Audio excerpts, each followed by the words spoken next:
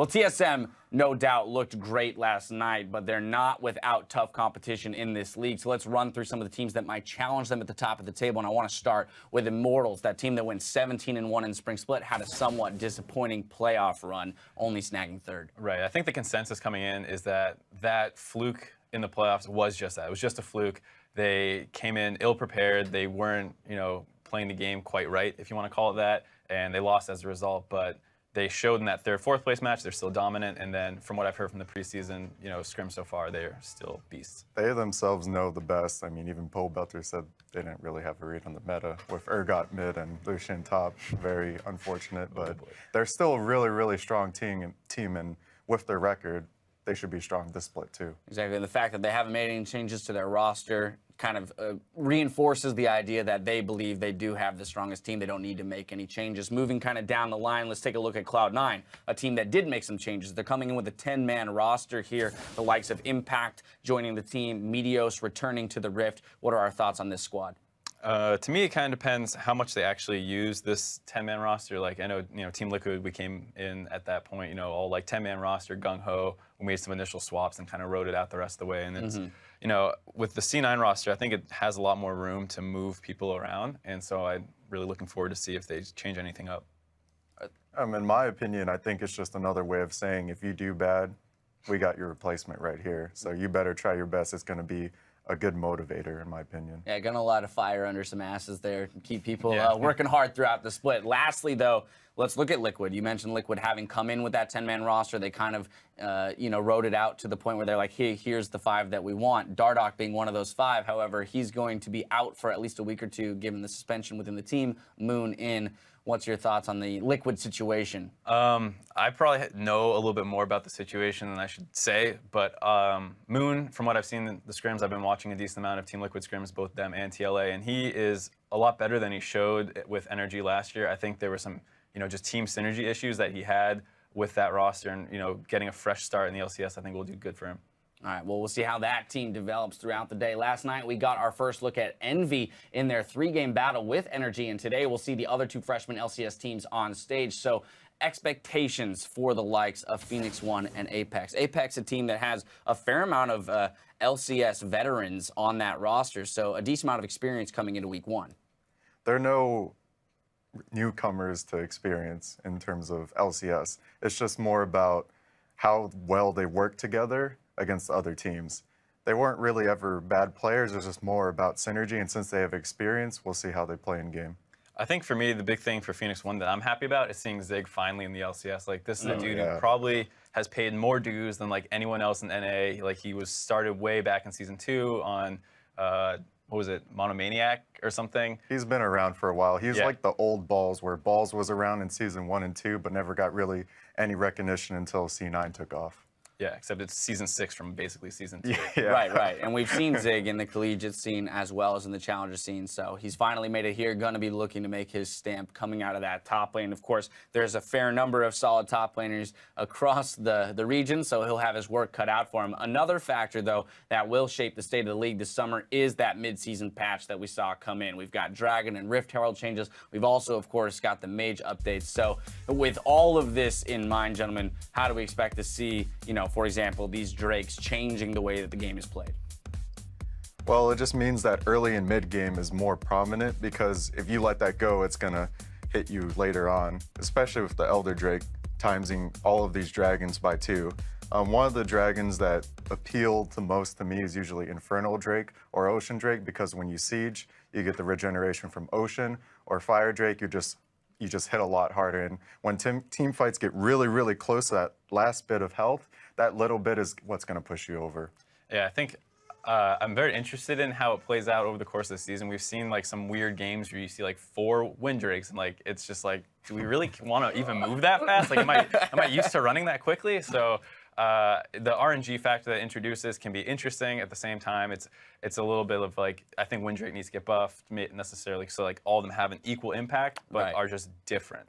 Okay, now talk to me about the Rift Herald. I know that general consensus is that most people don't exactly know what to do with it yet, how much value to place on it, where and when to use it, when should we sacrifice maybe picking up a turret in order to pick up the Rift Herald, if ever. we heard people talking about it a little bit last night, where when people do take it, they tend to win a lot, but it's a bit of a question of the chicken or the egg. Like, are they winning and they just grab it? And I think that's kind of the case. Right now, it doesn't seem, even though it's like very strong, but it's not worth trading the long-term team impact of a Dragon for, because it really only influences that individual person for 20 minutes. So you would argue that the Dragons are probably more impactful, and so that's why you kind of see it getting ignored in a lot of games.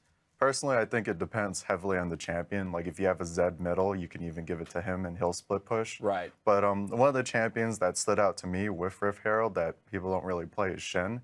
Because with Shen, usually Vladimir was the counter to Shen. But with Rift Herald, Shen beats Vladimir, which is very, very weird. And it's a 20-minute buff, so it lasts for very, very long. It's very undervalued as a team objective, but more of a split objective where you can get the TP off first for your team. It's just a very, very valuable thing to have if you utilize it. That's some of the theory crafting that I'm really curious to see teams employ as we become more familiar with the way that this Rift Herald buff works. Can we find the champions that do really benefit from that buff? Right, and you might see it's the kind of thing where you don't even need to change Rift Herald, it's just the top lane meta changes up, and all of a sudden it's Jax, Fiora, Aurelia, and then it's like, okay, this is crazy, we need to get this buff. So. Right, exactly. Speaking of which, I mean, I know this isn't the top lane, but we had the Mage update come through. So, of course, we're seeing some diversity in the champions being played. Vladimir, as you mentioned, being one of the ones that's played quite a lot recently. Swain, either on the ban table or being played. And, of course, Zyra showing up as well. So, you know, with that Mage update, who are the, you know, big contenders that you see? And then how do you expect these teams to evolve playing around these champions? Because it still seems like there's some uncertainty as to how to deal with the likes of Vladimir and Swain. Since we don't really see scrims as much, I mean, I don't know if Mark here has, but I haven't. As for champions like Swain, the reason why Swain is so prominent is because he's very good against the current tank meta where it's Echo, Trundle, Maokai. Like, Swain just straight out beats them in lane because of his sustain, and he's just a lot more ridiculous now.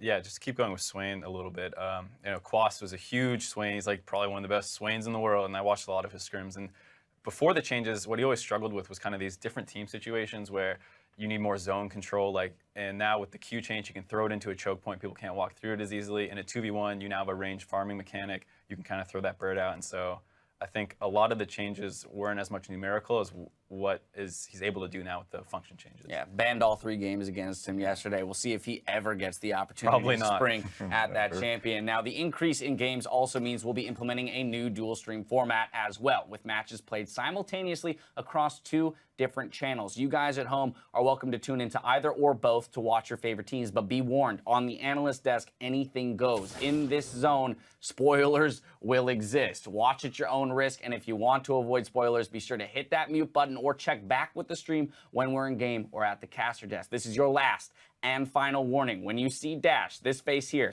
there are spoilers ahead. You know, like Tyler Durden isn't real, Soylent Green is people, and Bruce Willis, well, he was dead the whole time. Now, just a reminder that we've changed our system for recognizing standout players here at the NALCS. We're no longer using the OP5 format, and instead, we'll be selecting a player of the game that will weigh into selection of the regular season MVP at the end of the split. We'll tally the players who received honors throughout the weekend and recap the standings at the end of our Sunday broadcast. So we'll get a kind of a macro picture of where all those players are lining up and their impact on the teams. Of course, the standings, though, before we get into the games, we've got to check them out. Pretty much a clean slate for the teams, but following last night's matches, TSM and Envy sit on top of the list. We'll see which teams can join them over the course of this weekend, and that brings us to today's docket. Playing in the Battle Arena on NALCS 1, we have Cloud9 versus Immortals, followed by Team Envy going up against Liquid. And in the Battle Theater, broadcasting on NALCS 2, Echo Fox takes on Phoenix 1 with Apex and Energy facing off right after that. Gentlemen, with these 4 matches in mind, which are the ones we're looking forward to the most? Any key elements within the matchups that we're excited for? For me, like I kind of already said, I want to see Phoenix 1 play. I'm very excited for Zig. I hope he goes out there and performs. Charlie, the coach, someone else I'm pretty good friends with, so a little bit biased. I like a lot of the people on that team and involved with that org, so I hope they do well. And for most of us, it'll be our first time seeing those players play, so it's going to be a good litmus test for how they stack up against the rest of the LCS. Dyrus? I'm very neutral for now. I'd like to see how everyone plays, and my opinion will be formulated as time goes on with the bandwagon. All right, well, we get to start off with C9 versus Immortals, specifically on that matchup, as we mentioned, because C9 is coming in with this remade roster, whereas Immortals is coming in with that kind of solid 5 that they've had. I mean, I would assume that we expect Cloud9 to be fighting an uphill battle here. How do you think they should be approaching this best-of-3 series against Immortals to give themselves the best shot? They have to be ready for the Huni reign over pain train. So, like, it's going to be a very big test, day one, of how Impact and Meteos, what their synergy is like, and making sure that they're communicating when these dives are coming, when they need pressure, and I think that's going to be the key thing to watch. All right, well, we'll keep our eyes on that as we head out to the games. It's time to hand it over to the casters to get the games underway. Thank you very much, Dash. Hello, everyone. I am Rivington Bizen III, and joining me on the caster desk for this summer match in the Battle Arena is Joshua Jat Leesman. The players are going to have to win more than the crowd here. There is more than that on the line. Yeah, I mean, it's a great game to start right here. It's going to be my first cast since MSI. I just can't wait to finally cast on this new patch and also in this new split of the LCS. It's going to be amazing. Coming up, we have a clash of titans with Cloud9 taking on Immortals. Last time we saw Immortals, they swept Team Liquid for a third-place finish, but a disappointing end to a 17-1 regular split. Exactly. I mean, that loss to TSM in the semifinals really raised some questions about Immortals in general, and these first games will kind of go a long way in showing whether that series was an anomaly or if it was part of a systemic problem for the team. Now, Immortals have had plenty of time to regroup and refocus because they didn't go to MSI as everyone is expecting. And also, tank junglers and carry tops are kind of good right now, which is great for Huni and Reignover. So Immortals are going to look to really start off strong and regain that reputation they had during the split as being the most dominant team in the LCS. And bring it back. In the end, it seems like they knew what they did wrong, but can they put that into play now? Cloud9 was also busy over the break, as you know, just recently returning from their boot camp in Korea in preparation to debut their new roster. Yep, new roster, but very familiar faces. Cloud9 picked up Impact, brought back Meteos, and then moved Bunny Fufu back to the starting lineup, while High Balls and Rush will be helming Cloud9's challenger squad, but still be on Cloud9's bench because they had the option of utilizing those players as substitutes. So it's kind of similar to what Team Liquid and Team Liquid Academy were trying to accomplish last split, even though they solidified a roster very much down the stretch. So we'll see if Cloud9 ends up experimenting with a 10-man roster or just goes with these guys the whole split. Well, before we see this lineup in action, let's hear what Jensen actually has to say about the new Cloud9. Our result was not very good last split, and Cloud9 as an organization have high expectations, and we couldn't really fulfill that, so we felt like changes had to happen. And I think with this new roster, it's a lot better. Like, everyone is really motivated, everyone wants to win, and it's showing in scrims as well. I think this split is actually like the best split we're going to have. So I'm really excited for that. They're excited. I'm sure the fans are excited, but these changes in comparison are the biggest they've really had for the team coming into a split. Yeah, I know. For one point in time, Cloud9 had this 5-man roster that had the longest run of almost any competitive team. It was over a year of the same 5 players, but now they're in a bit more of a rapid iteration. Competition's getting harder and harder for these guys, and Jensen has been better every split, so he's kind of been here for all the change in Cloud9. Well, let's see who they put together now on that team. Let's fire up the roster rundown. First up, it's going to be Cloud9. In the top lane is now Impact. Meteos returning to the jungle. Jensen in mid lane. Sneaky880 carry, and Bunny Fufu back to support with Coach Reaper now. Yeah, and on the opposite side of the rift, of course, is the team that went 17-1 in the regular season last split, Immortals, with Huni in the top lane. Reignover in the jungle, Pobelter mid lane, Wild Turtle, who was the kills leader in the LCS, as AD carry, support of Adrian, and Coach Dylan. Nobody could quite reach the man Cloud level. Reckless got close, then they didn't allow him to get the last kill, trolled him on the Nexus, but... Here's the interesting thing. So we keep changing the total number of games in the LCS. So 2013 had a 28-game regular season, and then most recently we've had an 18-game regular season. But now they're playing 18 best-of-3s. So I think the record that matters and will hold the most weight is the kills per game record, which I think Bjergsen has, but it's going to be close. The overall kills record has a very high chance of getting set this split since they're going to be playing way more games than ever.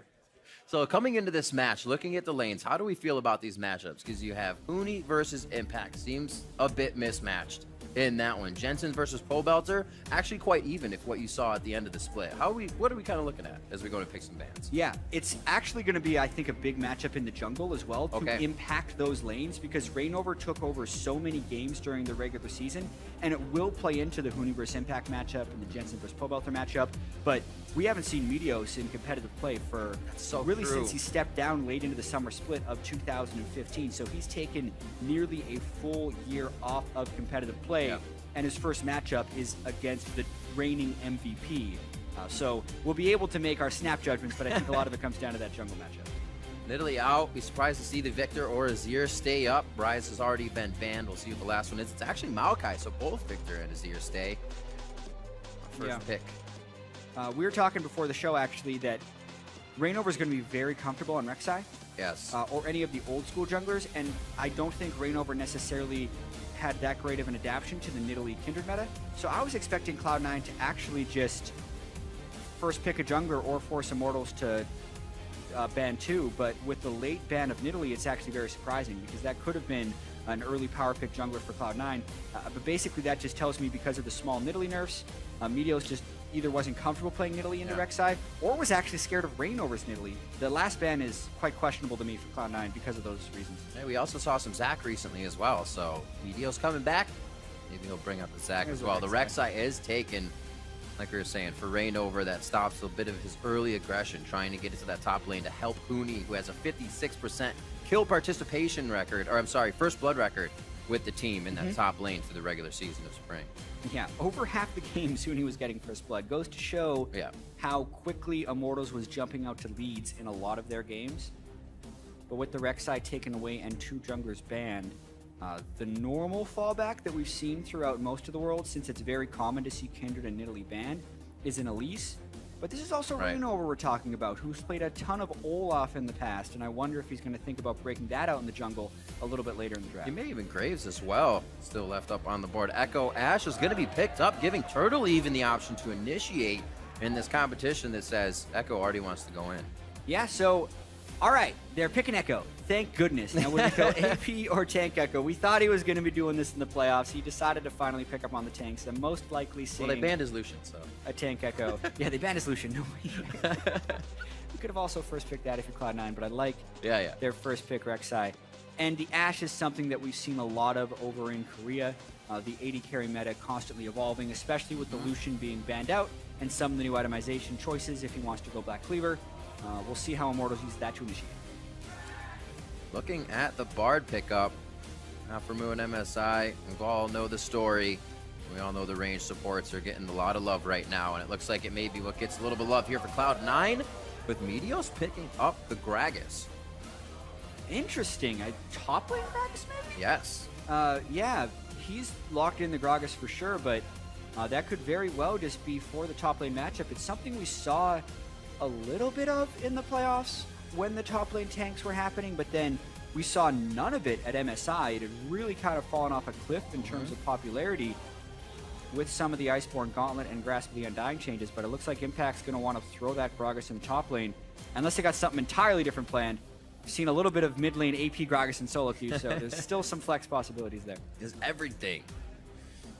Cloud9 may try to do it. Jensen actually kind of had trouble switching champions back and forth. Took time to get good on the Azir. Maybe he's been pocket testing something out we don't know of. And there's a Karma, and the Olaf does actually get locked in for Reignover. Hey, we talked about it. Yep.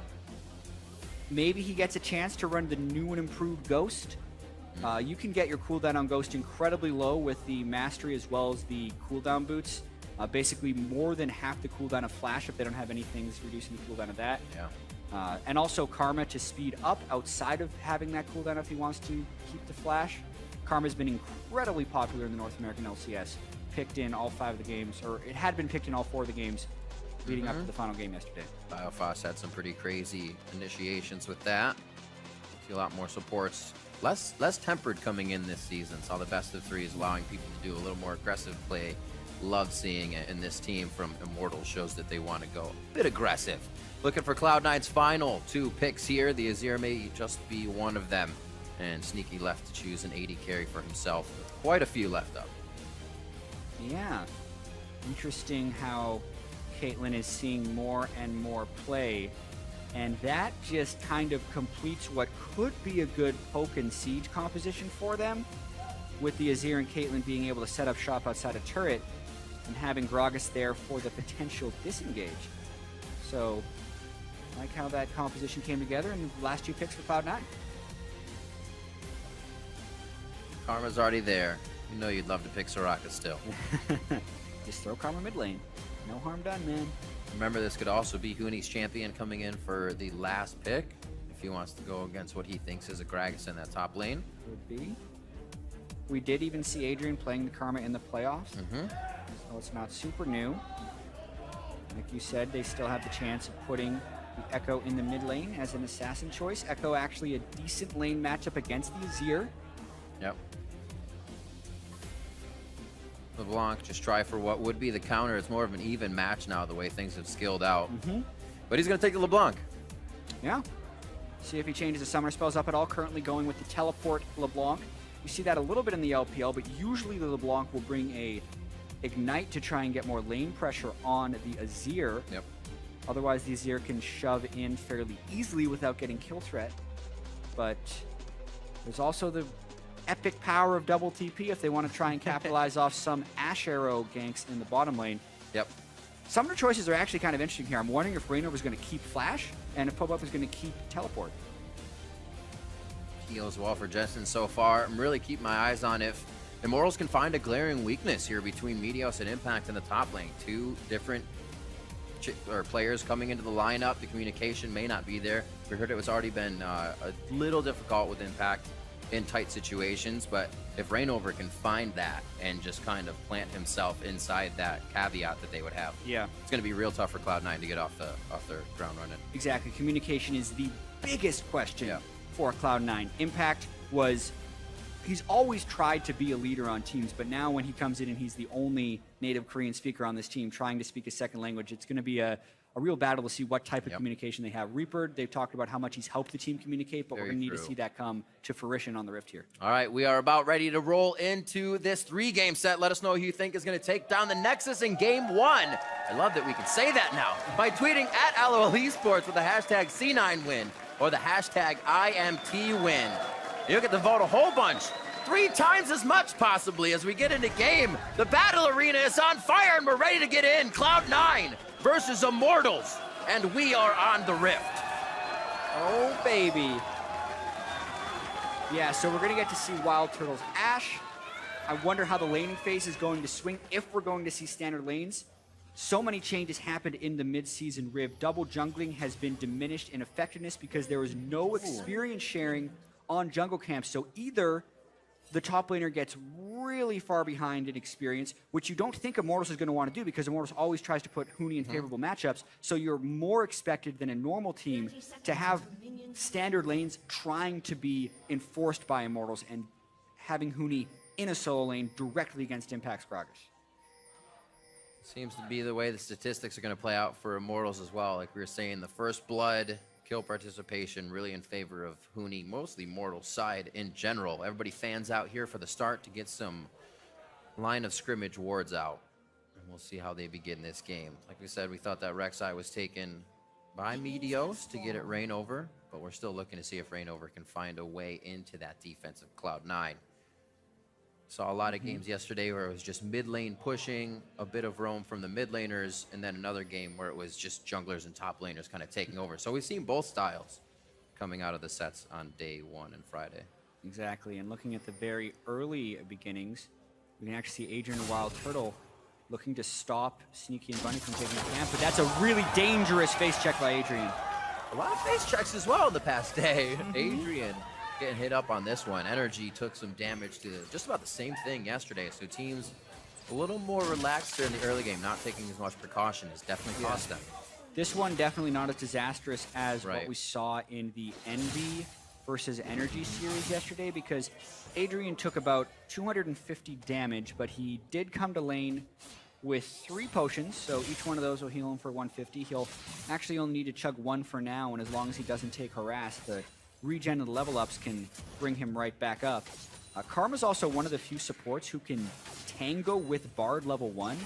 That has actually been one of Bard's biggest strengths early, is he can charge up with some meeps and have an incredibly powerful level 1.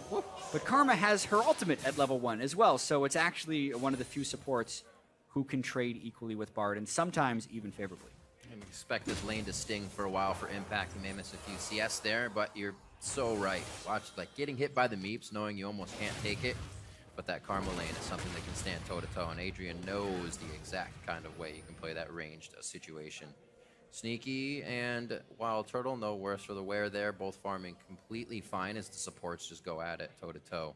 And the mid lane's already pushed here. Jensen's trying to get it pushed fast, and a little ring around the rosy. They just miss each other. This is really huge for Rainover because he's almost certain that he didn't get spotted right there, even though a ward had been gone for. And Meteos tried a cute jungle path on Rek'Sai. This is what a lot of junglers can do nowadays to try and maximize experience early on in the jungle. Pobelter goes in for a little bit of harass on Jensen. But to explain what happened in the jungle there a little bit more and why Rainover outsmarted Meteos here is the small camps have about the same experience as the blue or the red buff early on, but you can take the small camps faster. So Meteos tried to skip blue buff on Rek'Sai and then go back, and since he kind of recognized he might be getting invaded, he comes back a little bit later. Now Meteos has lost his efficiency, whereas Rainover has still gained his. Rainover now with a level advantage, as well as a longer duration blue buff, which can help his clear speed on Olaf even more. And that's what we were kind of looking for. Can this weakness be made up now? Meteos, you don't really necessarily need that blue buff for the blue buff, but you need the experience. That's where he's really hurting now, and his jungle's empty at this point, so he's just going to be going back for now. And I think what Meteos' plan was is actually to leave that buff up for a little while and then give it to Jensen really early. So they desync the power spikes of the mid laners and allow Jensen to shove in Pobelter until Jensen could buy a magic resist item. But now that breakpoint has been missed a little bit. Pobelter's already got his magic resist item. Jensen hasn't been back to base yet, and that favors not only Rainover, but also Pobelter. And we saw it happen. It was all only because of a few seconds off of being able to place that ward when Jensen pushed the lane. Rainover had already made his way into the jungle. See how they continue to build off that. Bot lane has not stopped trying to build off the damage they have. Bunny Fufu, even with a depleted mana bar, tries to get the extra bit in. Sitting low right now, but it's pretty much just farming for Sneaky. No real lead towards the bot lane, but no jungle pressure either. Yeah, Infernal Dragon will be the first Drake, by the way. Yep. Rainover with a decent advantage onto Meteos. I'm going to be interested to watch these guys battle throughout the best of three. Mainly because when Meteos was at his best, his jungling style was very, very efficient, which I think is one of the things that defines Rainover's jungling as well, is just being in the right place. Rainover's a little bit more counter-jungle focused than Meteos was. But Meteos was always very efficient. So they're both, at their core, farm-heavy junglers who can also apply pressure after getting farmed. And now they're kind of set to clash. There's the Mantra shield. Rainover's getting the tank in. He gets Summoner heal out as well. Hooney's going to come in and try to do, but he's got no mana on the entry. Hooney goes down, getting way overzealous in the play. Yeah, I think that was a really poor play by Hooney. He actually completes his teleport, whereas Impact wasn't going down to the bottom lane. And then in a straight-up 3v3, he phase dives into the turret. And it was a heady play by Meteos to get the flash knockup while Hooney was still in turret range. But Hooney should not have been in turret range because he was never going to be able to secure a kill with that play. And they give up first blood to Meteos, which makes up for the blue buff that had been taken away. Just one more time. Rainover gets hit there. They feel like he's got the tank, so Hooney says, I'll take a shot? Yeah, but Rainover had to drop aggro because one more shot would have killed him, and Meteos very easily picks up the kill. So big mistake early by Hooney there. Trying to go aggressive. See if he can pull it back this time. Sometimes that did get the better of Hooney throughout games. He'll fall behind, so he wants it even a little bit more. See if he can temper that aggression. Pobelter making sure he tries to dodge the soldiers, but he's just hanging around the outer rim there and takes each shot. This lane, though, 50-50. Very even across the board pretty much throughout all the lanes here. We've only seen Rainover be able to get something, and really, Immortals wasn't able to work off that. Yeah, and that ward placement for Jensen, Rainover's walked through a off couple of times. Even a double, looks like a double pink ward accidentally placed in the brush, or just a pink ward and a normal ward. So Immortals over-warding a little bit. Not the crisp, clean play that you wanted Immortals to start out with for the split. Just a quick push out there. Jensen recognized the aggression, but Pobelter just wants his blue anyways, so a bit of a breathing moment here for both teams as Jensen's just going to push up his lane and try to figure out where else he can go, probably figuring that top ward is now seen. That's not going to help him too much. They have a good amount of vision to allow them to know where Immortals still is in the darkness, so safe play here from C9 after that first aggression from Immortals. Yeah, a little bit of a difference in the itemization choices. Across the board, the main thing I want to point out here for Rainover is that he rushed his cooldown boots that puts his Ghost on what is now a 135-second Yeah. cooldown, or 2 minutes and 15 seconds. For comparison, Jensen's Flash is on a 300-second or 5-minute cooldown. Right. So if he's able to burn a Flash from a lane, he can do 2 repeat ganks with the Summoner spell before the Flash would be up again if Reignover times it properly. So that's what I like about Ghost, generally. And you can see Reignover really valuing that reduced cooldown as well as moving speed early. Yeah.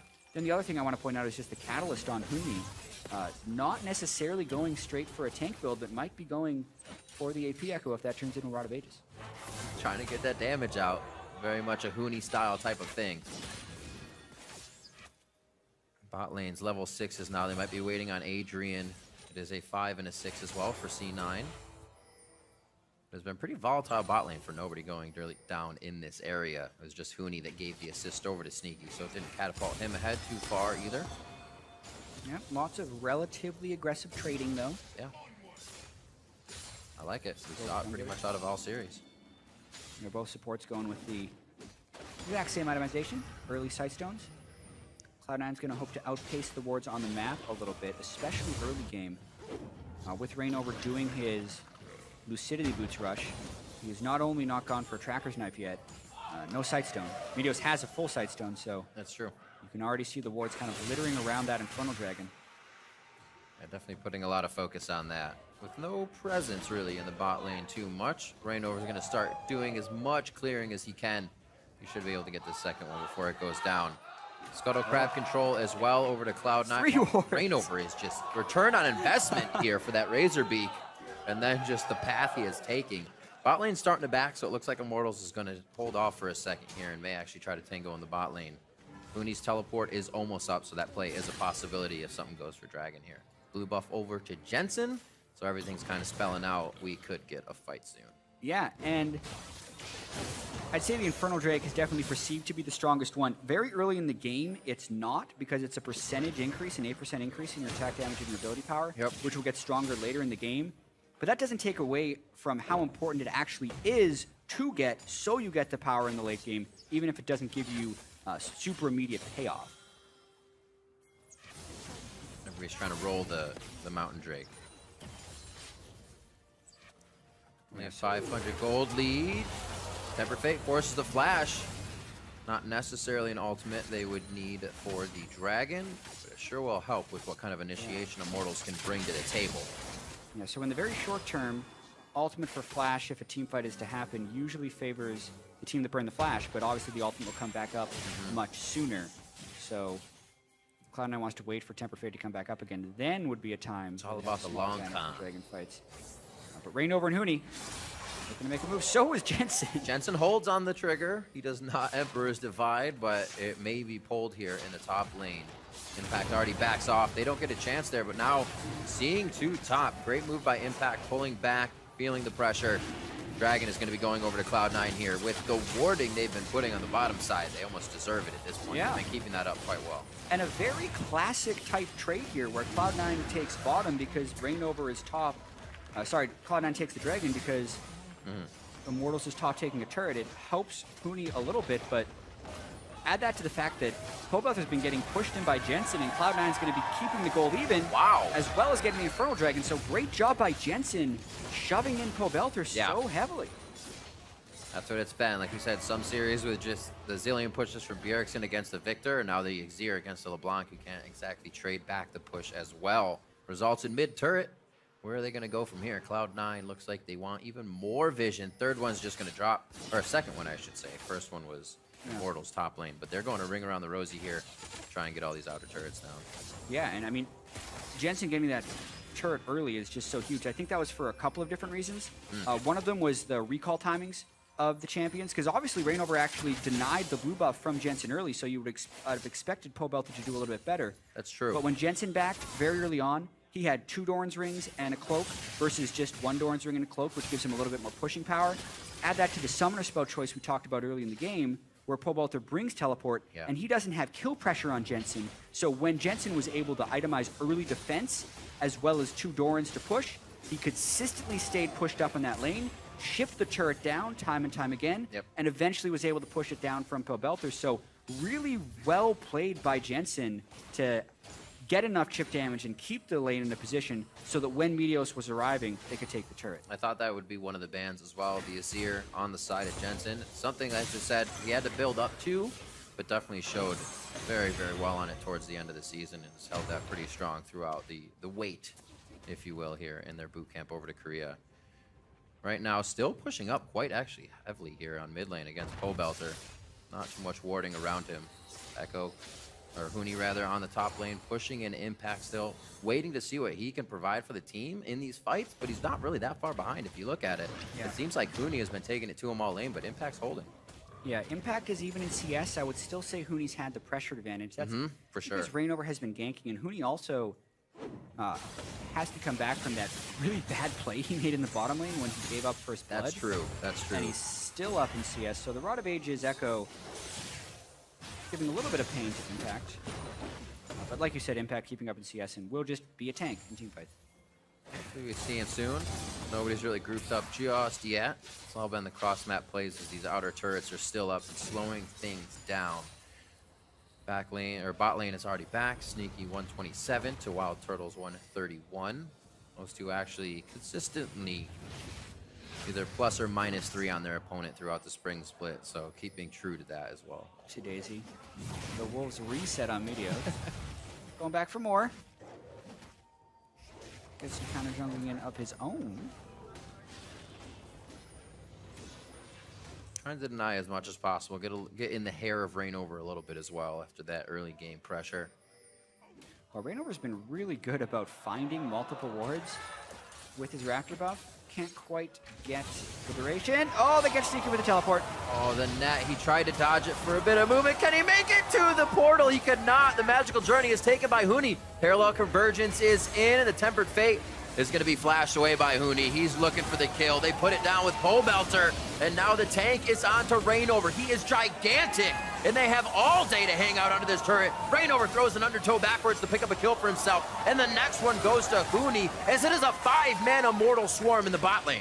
Whoa, and they get 4 kills for it. So everything we had talked about from Pobelter having teleport and how it was hurting them from the laning phase is corrected right there with the Ash Arrow into double teleport. That is actually Immortals' whole strategy coming into this game, was Ash Arrow and just mob bottom lane. They double teleport at close to exactly the right time. They both pop out. They prioritize the targets with Pobelter going for one and Huni going for the other. And then you're wondering if this is going to be a repeat of Huni over diving, but they had already killed the Caitlyn, so the majority of the DPS was gone. Azir was not there because Jensen had been pushing out the mid lane, and they just get to sit under this turret. This time they properly managed turret aggro. Meteos is trapped, and 4 kills come out from a nice double TP and a successful Ash Arrow. Great execution of their composition right there from Immortals. A lot of love for Huni here in the top. He gets a good stun on parallel convergence, but gets trapped into the fight as he goes for the dive onto Bunny Fufu. Great placement by Sneaky and the team to get that down. Yeah, and Jensen catches Turtle as well, so Cloud9 is trying to strike back a little bit. Jensen is by his lonesome, but the rest of his team is helping him out. The plethora of wards are paying off for Cloud9. Throwing the far sights forward and keeping the sight stones coming. They're getting a few here and there. Yeah, and Azir turret ends up going down at the end of that one. But basically, as Immortals used all of their resources to go down and gank bottom lane, Jensen wasn't even involved in that fight, so he's able to find Wild Turtle in the jungle and punish. And a big roam up top punishes Huni for being a little bit overzealous. And the game actually stays quite close after Immortals seem to just kind of have that switch that they pulled to get 4 kills in the bottom lane. They end up getting 2 back. Jensen being alive picked up quite a bit of CS on that one, and now a kill for himself will catapult forward. Quick Sork boots by for him, and here's how it happened. Yeah, with the gank already happening in the top lane, Wild Turtle did not expect Jensen to just be chilling there. Azir ult into the wall, Ash Arrow to the face. He got his flash. He got his flash.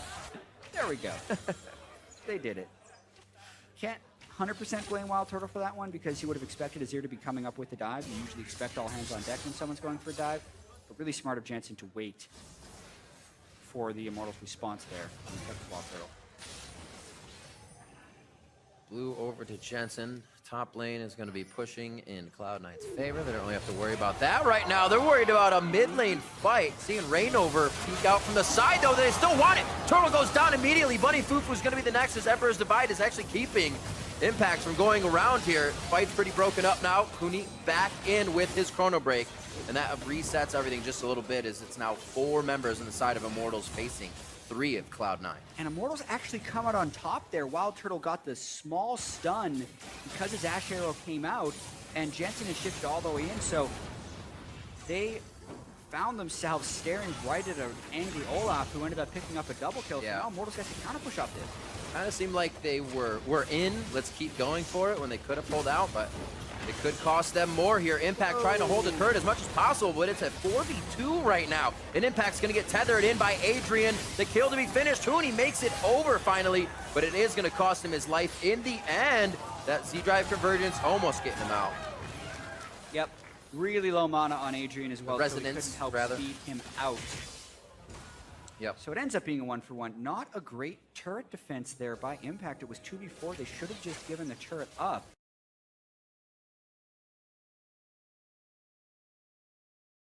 Early season mishaps, you would say, coming from both teams. Huni not super clean on some of his dives, and Cloud9 a little bit of miscommunication, but being able to pick up the second Drake is very fortunate. Ocean Drake going over. That will be for Cloud9. So they have 2 now for themselves. Ocean and Infernal will help even more as they get towards the late game here. We'll see how they continue to use those. So more or less just help them hang out in lane. Yeah, I think Ocean Drake is really, really good, especially for Cloud9, who's going to be trying to set up siege situations. So if they take any poke from LeBlanc trying to dash in and land a few spells, or a Karma Q that goes and connects, or a volley, they can just back up, get out of champion combat, they get that extra percentage regen, and they'll be able to stay on the map for longer in the mid game, which is really, really potent. Essence Reaver finished up for Turtle. Hurricane finished up for Sneaky. So few core items are on the board. Both junglers are Cinder Hulk, as we would expect. The Righteous Glory for Rainover. We haven't seen it in a while. Yeah, he wants to go fast. He's Gotta go fast. You know, he's the only guy that plays a lot of Olaf in competitive, so he's still going to have his own way of building it, and he kind of dictates what is good on this champion. He knows it better than anyone. Definitely some efficiency questions with that item. 500 health, 300 mana. And they changed a little bit in the off-season, or in the mid-season. Gives him 75% move speed when going towards enemies, but it doesn't haste the whole team, so he's going to be kind of going on solo missions. That'll work. That sounds like Rainover. Huni will probably join just a little bit after, or Huni. Yeah, well, they can double teleport in as Rainover's flying in. Ghost in his Righteous Glory. Sneaky can't really aggress with the team he was just taken out, so Meteos and Bunny Fufu forced to fight by themselves here. Not enough minions to take the top turret. Immortals is kind of fizzling out this push here as they looked for a pick, but they're not in a rush to really get anything here. 3,000 gold lead for themselves. They're working it quite nicely after a little bit of a mishap in the early game. Yeah, and now Immortals trying to push all 3 waves. One of their trademarks during the regular season was the fact that they just always had the waves in the right position. So even if the kills were close, even if it looked like they were dying, their gold lead was always huge. And then every once in a while they get a few kills and just take down like 3 or 4 turrets directly after, and suddenly the gold lead was 10 to 15,000. This game though, C9 is still hanging pretty tight. They also have the incredibly potent team fight potential of Azir and Caitlyn in the very late game if it gets there. But I think for Cloud9, the challenge is going to be staying controlled against all of the initiation potential of the Ash Arrow as well as the double TP from Immortals. It's going to be so difficult, as you were talking about the lanes. Top, bottom still haven't dropped, so those are pushing in even faster each time. So Immortals is just kind of have a lot of time to play with in those side lanes. Cobalt are already back to the top to get that push, and Huni hovering bottom. Yeah, the only turret Cloud9 has taken was the one that Jensen grabbed really early on. Yeah. So the rest of the lanes haven't had much pressure, and there's another Ash Arrow. Oh, Sneaky gets found again with the initiation from Turtle. They're able to do it from so far away, and Cloud9 is not expecting it. Rainover looking for that quick 1v1, but they're actually getting a lot of pressure on this, and may turn around, find themselves Baron. The accuracy on Wild Turtle's Ash Arrows are super key right here, because as soon as a Mikhails gets pulled for Bunny Fufu or Sneaky has time to build a QSS, it's going to lose its effectiveness, but they've been able to get big rewards out of the last few, and now they go straight for Baron. It's going to be tricky, though. Bardalt can stall it if Cloud9 wants to fight. Huni very low. Chrono Break to start the fight. Looks like they're gonna tempered fade it. They pull back for now. Adrian gets killed by Baron. Great damage as he was held back by Jensen. Reignover very low to go down. C9 fighting this one well. Impact flashes away, and Jensen's doing what he can. A triple, looking for a quadra from Jensen. Pobelter's on the left, and they almost know it immediately as he phases away with his distortion. That's the quadra kill for Jensen in the Baron attempt by Immortals. Jensen does an insane amount of work in that fight. You knew Immortals was getting a little bit dicey by going for that with just a 5v4 in a pretty close game.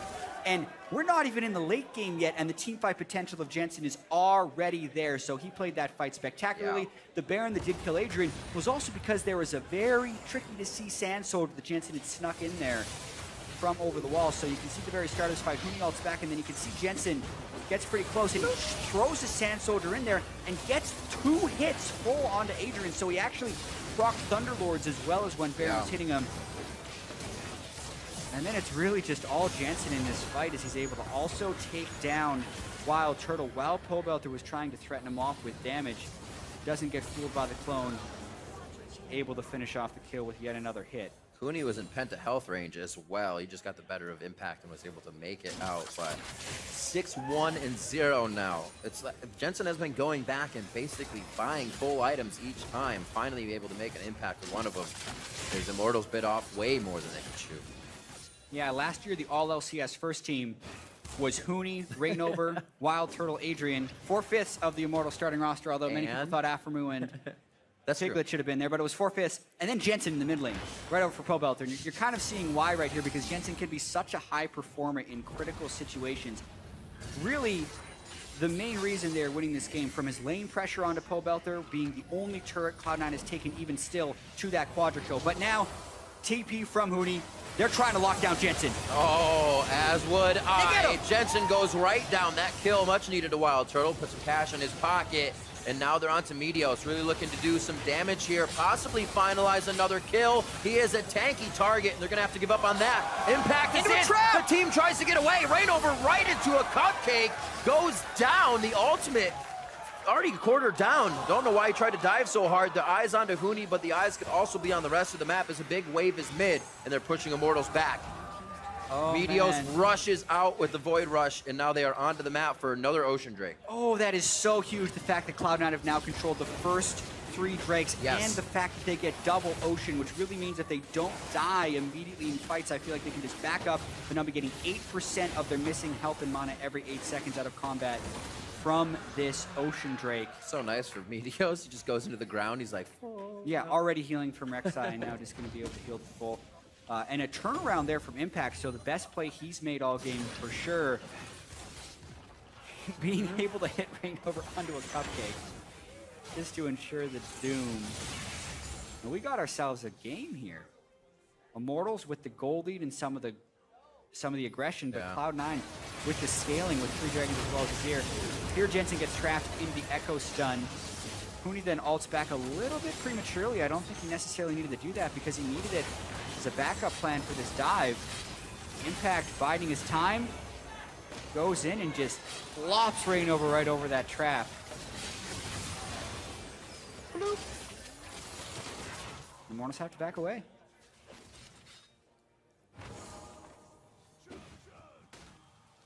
Reignover ult up, Huni ult up, teleports halfway down for Huni and almost up for Pobelter, so no place to really be had there. They kind of lost control over the map. Still having Pobelter go to the top lane though. Farm out the top lane every time he can. Got quick movement to come back to the mid lane if possible, but Huni as well, trying to do janitorial duty on those bot lane waves. Yeah, and it's actually really tricky for Immortals to set up teleport plays because their wards in this game are really poor. They only have the 1 Sightstone, which is normal, but then they've also gone Chilling Smite on Reignover, and up until Huni completing these items and buying a pink ward, there were 3 people on Immortals that had full inventories with no room for pink wards. So not only did they not have Sightstone coverage, Just hurting they themselves. couldn't even get pink ward coverage on the map. And you need Sight wards or pink wards in order to channel teleports on for flank opportunities. So really their only way of finding fights is that Wild Turtle somehow sees them with Hawkshot and then sees them Yeah. to get the ultimate off. So We can kind of see some of the things that are stalling Immortals in this game, from taking that gold lead to more prominence. Well, but here you go. If they always have the minion waves pushed, then you can teleport to the minion. then you can teleport to the mid. I mean, you can see right now, they're going for a flank, maybe, but they're so far away, and Cloud9, they have to respect it. Echo and LeBlanc can sneak up on them.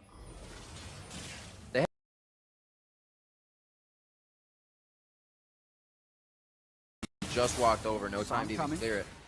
And they're ready to set back up again and assess the situation. Fullbelter's now to the bot lane, so aggression is definitely a possibility, but there still is the disengage arrow on the side of Immortals. Yeah. Fullbelter knows he's got teleport, so he's just going to try and get some easy damage on this turret in the bottom lane. Prompt response from Impact, who also has teleport. And actually, Fullbelter's got to do a lot of juking because he cannot kill Impact. Oh, Impact misses ultimate. That's unfortunate. About that juking. Pretty easy. Impact, Wisp, Body Slam, and then ultimate. Well played, though. You gotta give credit to Fullbelter as well. Making his moves unknown to his opponent. Actually, not too unknown. Down to half health now as he still tries to tango with Impact. The teleport's there. It doesn't look like C9 wants to fight off more than they can chew, knowing that those teleports may be available. 230, 220. The CS is being cleaned up pretty much everywhere around the map accordingly. Jensen still kept that lead from not being in the bottom fight, and it's extended a little bit. But since that fight, Immortals have said, hey, Jensen's pretty strong. We probably shouldn't fight him right now when he's 6-1. So they killed him once, and they're waiting for that next chance. Yep, but now he's completed Rylai's Void Staff. Yeah, and it'll be a little bit sitting on that harder. magic resist. Meanwhile, Sneaky's approaching the really powerful point in the game for Caitlyn. Once he completes that second Zeal item, he'll be hitting the 70 to 80% crit thresholds on Caitlyn. Yeah. Crit headshots with the Hurricane, very frequent and very painful. So really liking Cloud9's chances as this game moves on. Impact is going to have to make sure to place his spells properly. I've never liked the way Gragas scales in the late game, especially when you compare him to what Echo will be able to bring. But if Impact can land the right type of ultimate onto Wild Turtle, none of those scaling problems will matter because they'll instantly be able to kill Wild Turtle. Definitely, Cloud9 has definitely been able to weather the storm from those 4 kills Immortals got in the bottom lane. Back and forth for Hooney and Impact. Doesn't look like much is going to come out of this tank fight. A lot of pings towards the top side. Both teleports are up. Who could be faster? Rek'Sai turret or tunnel's getting taken down, so they can't void rush into a spot behind. Immortals looks like they actually want to pressure for a fight again. They kind of want to test the waters and see what Cloud9 can bring to the table. Bot lane should be taken down slowly by Impact as all this is being set up. If he decides to back. Impact, still just the one turret taken down for Cloud9. Yeah. So if they're going to win this game, it's going to have to be off of a big team fight win, and then probably a push. Could also be a sign of another shot calling not necessarily being as clean. They're just kind of reacting to what Immortals is doing to pull off some of these plays, but still a lot of the talent there for Cloud9 to make these plays happen. There's the second turret. Here we go. This is money on this outside that could finish these frozen hearts, these other items that these guys are trying to build up here and get themselves into a position where they can take these fights without feeling too scared. Already pushing down mid lane, trying to dictate this one. Hooney's brought to the bottom. And it looks like Impact may try to just waltz over here. He's going to try to play the Fog of War game and mess with Hooney as the team tries to take mid now. Yeah, definitely been fightless for a while, given enough time for everyone to have all of their summoner spells up. Next fight could definitely be very explosive. 31 minutes in, death timers are getting longer. The 4th dragon is spawned. It's the Cloud Dragon. So Cloud9 would be able to just kind of back up and take that if they choose to. But Fullbelter looking for a flank. Ooh. Jensen quickly trouble. back and forth. They dodge. Meteos gets hit by the arrow. Reignover's trying to go right for the back line, and he is going to get obliterated in his attempt. They put the turret up, and they cannot get past the Cloud9 defense. Hooney's on the outside trying to poke in from the wing now, and it was just an instant wall that Immortals hit when they attempted that. Reignover just not enough power to go through. It looked like they were getting a lot of damage on a Jensen. All attempts were to make it there. Cloud9 actually used both Jensen's and Sneaky's heal to try and keep him alive right there, even with the diminishing returns on heal. But it does keep him up. That means they kill Fullbelter and Reignover, and now they might look to turn for Baron. They're pretty low, though. Maybe just a recall. It would be scary. Even though it's not a 50-50, you have to wonder how much damage you can get from the outside of. Oh boy. That's a Meteos Or do they behind still them. want All it? the ruse. Drag Assault is not up, but they may have the control. Hooney's going to be hit here. Chrono Break goes back. It's enough damage to not deter, rather, Cloud9. They stay in the fight knowing they're going to capitalize on 2 more kills. It's Wild Turtle and Hooney, but now Rainover's up. Does he go face first into the Baron Pit for the 50-50? And look at the regen that Cloud9's been able to get because of those 2 Ocean Drakes as well. When they fall back to return that fight, they all come back at full health by the time Meteos salts back in. Now, Rainover going for a steal. They're just going to try and kill him. Oh, he's like, I can hit it, I can do this! Oh, he stole it! Pobelter came in and added the extra damage necessary. Immortals working together. They'd taken it to 1500 and they chose to stop damage on it, but Rainover just popped his ultimate and his ghost, and then Pobelter and Rainover combined just bursted it down into smite range and took it. Oh, what a clutch Baron steal there for Immortals. Like, I actually think Cloud9 did the correct thing of like, oh yeah, by the way, stop damage on Baron, turn and kill the jungler. But Immortals, I guess Cloud9 didn't stop damage early enough. They would have had Damned to if do you do, around damned 3,000. if you don't. Yeah, but that'll Either be way. 4th Dragon for Cloud9 as well. Now they move fast. Oh, do they get this one as well? Pobelter will tank it up.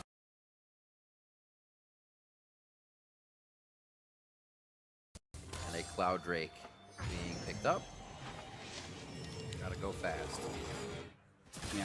See what happens. So Adrian's here toying with them, pulling a few off, so the shield So we need to steals. pay attention to the Baron health right there. He speeds them up. Like they peeled off at 1500, and they just burst it. Pobelter uses a spell combo, and Rainover smites from 650, and Meteos was already peeled out to try and stop Rainover, so he may not have even been looking at the Baron at the time. Yep.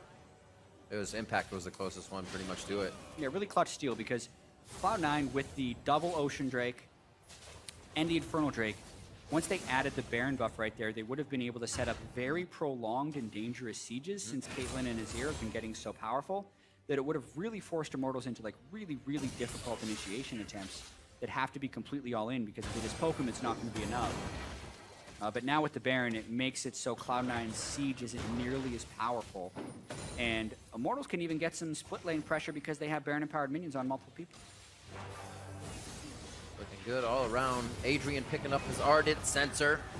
Give the team some assistance in those shields.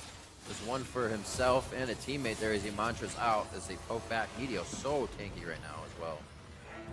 Dead Man's plays Spirit Visage and another Chain Vest on top of it. But Cloud9 respecting Immortals here, but it's really giving them a lot of map control. Hooney to the top side and Pobelter really not leaving a side lane either. Yeah, the 4 Drakes are definitely the defining factor in this game. Immortal's going to have to pull up some magic or just a really clean initiation Yeah, we got Elder now. to get anything done. But the windows that Immortals was capitalizing on to get their early lead that they kind of lost when they went for that Baron that resulted in the Jensen quadra kill. Oh, Impact is looking to kill Pobelter. Go for the one with the blue buff. They both have blue buff. Oh no, what do you do? Pobelter gets away. That's right. But anyway, the Ash Arrow is not nearly as effective anymore because there's a QSS on Sneaky and a McHale's onto Bunny Fufu. So even if they can land an Ash Arrow onto Jensen, Bunny can McHale's him to allow him to shift out. And his flash is almost back off of cooldown. So much more difficult for Immortals to get any type of lockdown in these fights.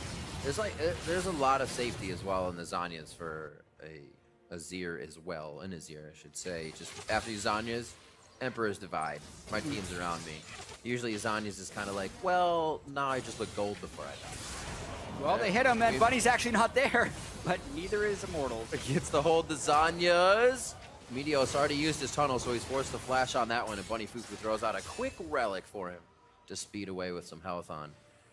So Immortals not shy at all at this point in the game. They want to be able to pressure what lead they have, be it only 2,000 gold. The pressure is on. Rainover down mid. Emperor's Divide does not push away the Ragnarok. And now they're going to be going for the fight. Impact throws down the cask and it separates them. Rainover in a 5v1 and the team cannot enter the ring with him.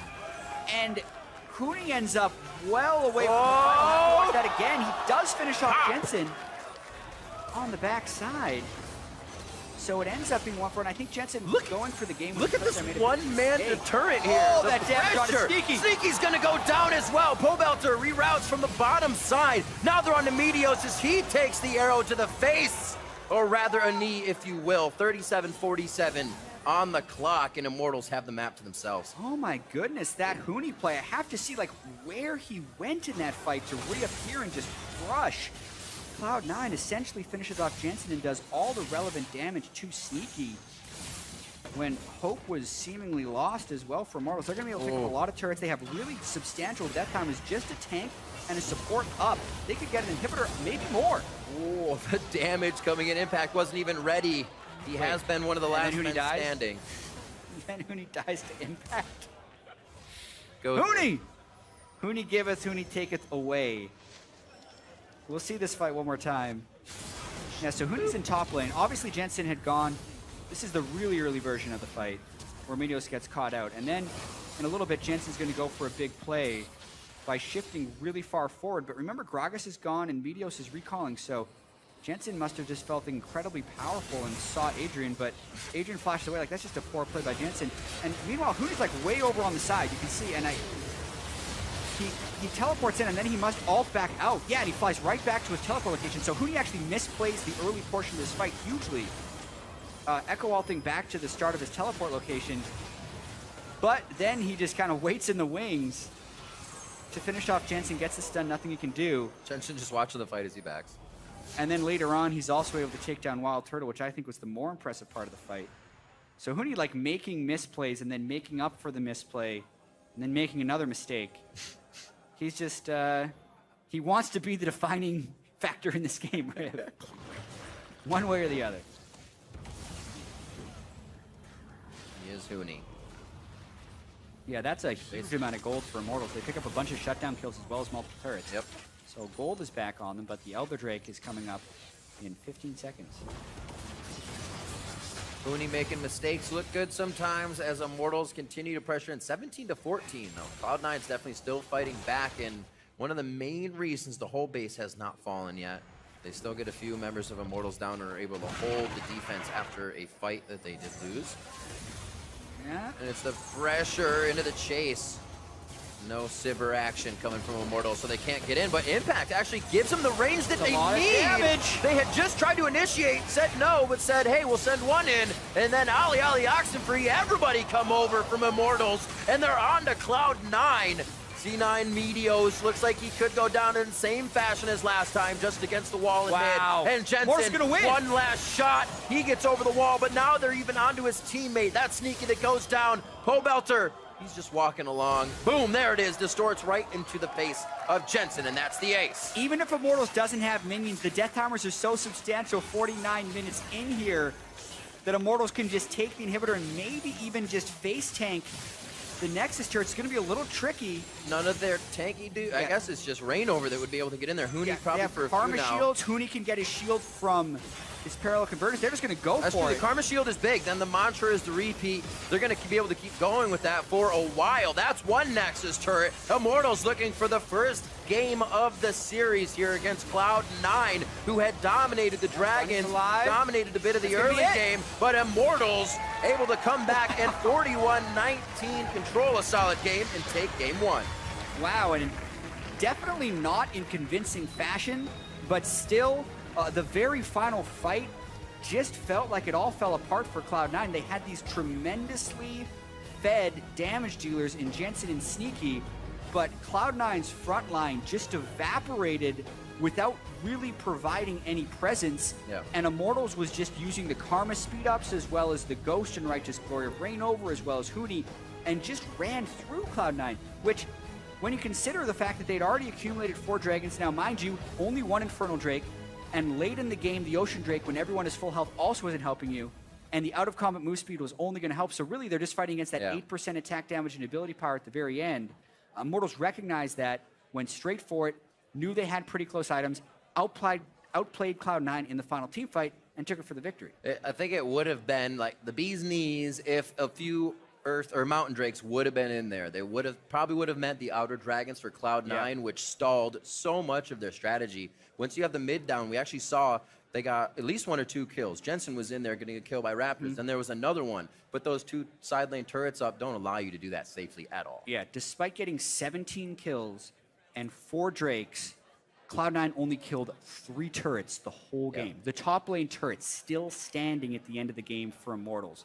It really was all about getting the right control for that Elder Drake, because the number of Drakes you have when you get Elder Dragon is just massive for the multiplicative damage. If they could have gotten the true damage burn from the 4 dragons, which would have been 235 true damage burn for every spell or auto over 3 seconds, for everyone, would have just won the fight for them clean off. But Immortals, stronger teamwork, I think, made a lot of mistakes that game, didn't tilt, stayed on it, and they were able to get first game of the series. Good way to push it in. Cloud9 having also a little bit of trouble clearing on that. Gragas can, you can with soldiers, but once those are out, the team knows those abilities are down. Very easy to come back and just siege on that. Yeah, also we did talk about the fall off that Gragas has in the late game. You compare the damage Huni was doing in the final fights versus how much Impact was doing.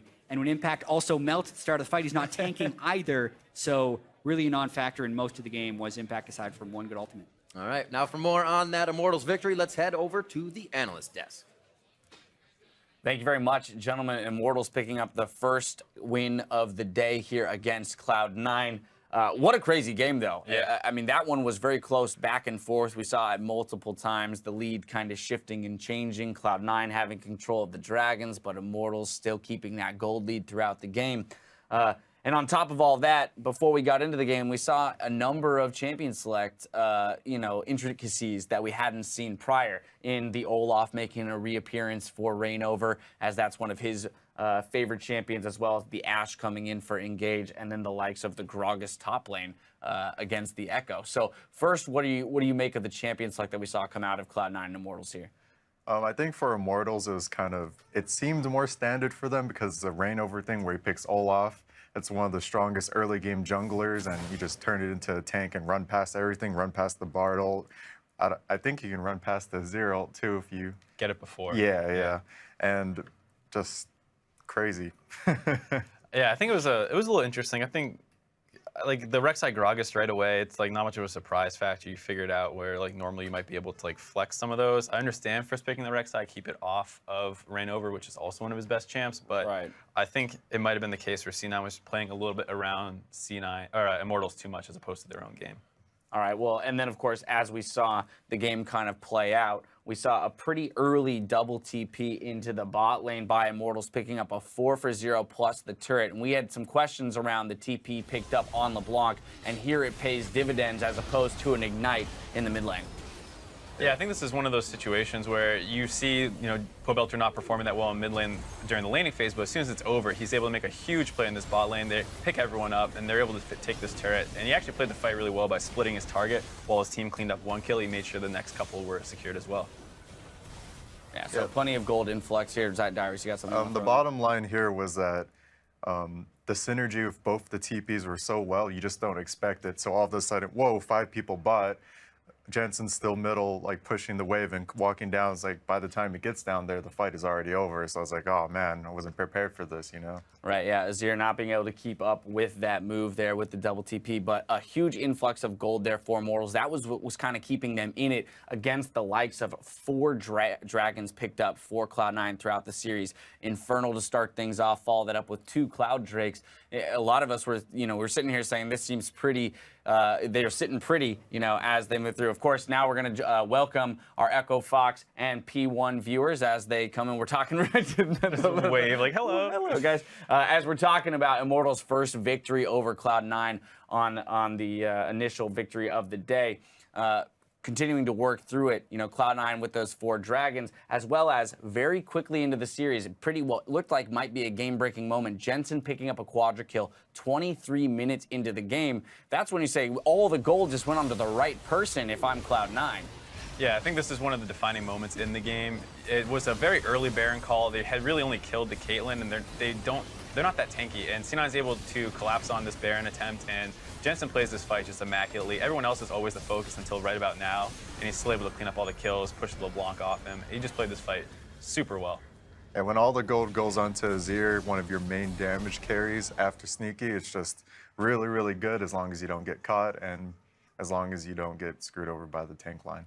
But Right. he got caught. But he got caught. I mean, it's a good. I mean, it's a valid point to bring up, right? Which is because again, you would look at that and you'd say, if Cloud9 at this point plays it out properly, they should pretty much walk away with this game. They've got the gold on the right person in that Azir. Caitlyn is still powering up, sure, but if we can get our tank line and Gragas and Rek'Sai out in front of them, we should be able to kind of push through and take the objectives one by one. Immortals, though, finding their windows of opportunity to get those Ashe ults out and kind of capitalize on small picks here and there and snowball the game to victory from that. That was pretty much the story of the game after the double TPs. After they finished pushing bottom, C9 was already in position in the enemy jungle where Turtle got caught, and then they kind of took turns where Sneaky got caught, Turtle got caught. Like, the tanks and the people who are catching are, like, not giving up any space, and it's just back and forth, and if you skip steps, you're going to get caught. One of the things that Dyrus and I were talking about was the Echo build. Huni went AP, and so like our thoughts were that like if he just went tank, those team fights would have been a lot easier because half the time it was rain over like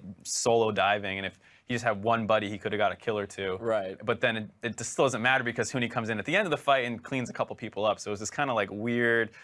I think we both preferred Tank for the team comp, but he played it well and, got a lot of kills for his team. Yeah, that brings us to about that 40-minute mark in the game where Immortals picks up an ace plus the base to close it out. So as we watch it play out here on this screen, we will see kind of the overwhelming amount of damage that comes out of the Immortals team comp, given the fact that they do have that full AP Echo.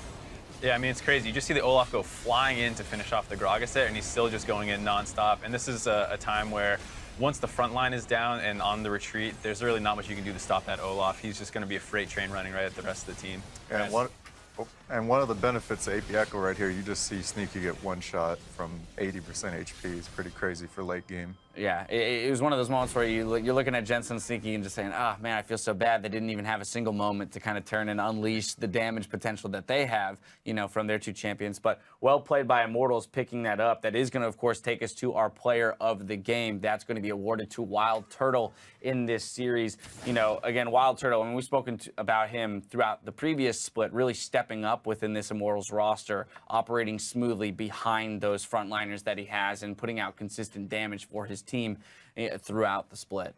Yeah, I think a lot of those fights all started with pretty critical Ashe arrows. He wasn't airballing too many of them, so the team fights would have gone a lot worse if he just kept missing them and they had to try and pick it up from there. So that'll conclude our coverage here of the Immortals and C9 first game of the series. We're going to kind of swap gears now over to Echo Fox and Phoenix One, where Echo Fox picked up their first win after, again, another decently long, decently back and forth game. Initially when we were looking at it, the lane swap comes through at the very beginning of the game. Echo Fox coming out ahead of that, 2 turrets to 1. There were some immediate reservations around Phoenix and their inexperience having given up an extra turret in that lane swap, not being able to keep pace necessarily, but they made a number of good moves throughout the mid game to kind of keep themselves within striking distance of Fox. Yeah, and I think this is one of the areas where like the best of 3 really shows its strengths. I think Phoenix One actually played pretty well, given how bad of a situation they put themselves in, off just like a small brain fart by like not finishing that turret off. So I think that's where you get to see, hopefully in game 2, they get to show that if they're on equal footing, they're going to outperform them. Yeah, it's just one of those beginner or rookie mistakes that could be really big, but since the game was so drawn out, it didn't really matter too much. Yeah, we did see a tremendous amount of dragon control from the side of Echo Fox. Again, kind of gifted that first dragon because of that lane swap stuff, but we saw 20 minutes into the game, still a lot of focus around this dragon area. Ultimately, 4 dragons going to go in the way of Echo Fox, and 1 or 3 of which being the Infernal Drake. So a lot of damage coming out of from this composition. Yeah, and so up until now, even though Phoenix One was down dragons, they were actually up gold, and this was the first time that they really tried to make a move on the dragon. But because Echo Fox was already so far ahead with that dragons and the speed of their comp, they just charged in there and finished them off. On top of that, it wasn't only just being ahead in gold, but positioning. There you could see Froggen coming in from the top, and P1 just wasn't grouped in time. And let's talk about Froggen briefly, just because we did finally have an opportunity here in NA to see that Swain get played, and even through the lane phase, being a bit of a bully. Massive CS, and then we saw multiple times just basically 1v5ing the team, at least for a period of time, when he would get caught out until his team shows up to save the day. It's just one of those team comps where you have Maokai, Swain, Sivir. Like, there's just so much like tankiness between Maokai and Swain that either one of them could get caught and the fight will still go well for them because they just run at you, they have CC, and they do a ton of damage. So it's like, what am I doing against this comp? I can't kill them, and they're just really fast. Yeah, I mean, you catch someone out of position, it doesn't matter. Sivir's going to get the rest of the team there in 5 seconds. So with those people in the side lanes being so tanky, they're not going to die during that time. Well, so it'll come as no surprise then that our player of the game for our second series here is going to be Keith in that ADC position. Again, as that ADC, that Sivir, kind of being that crucial utilitarian of the team, right? Supplying that speed as well as the consistent damage to be behind those two frontliners in Swain and Maokai. Really just throwing it out there. 4-0-4 on Sivir, as you can see on your screen there. Oddly enough, the AD carries being more of the utility for the team while the tanks do all the damage. It's really nice to see them get the MVP. Yeah, absolutely. A little bit of MVP honors coming their way as they do what they need to do to get their teams their first victories of the series. We've already had 2 crazy games today, but we're just getting started with our best of 3 format. Stay tuned for more action-packed games right after the break.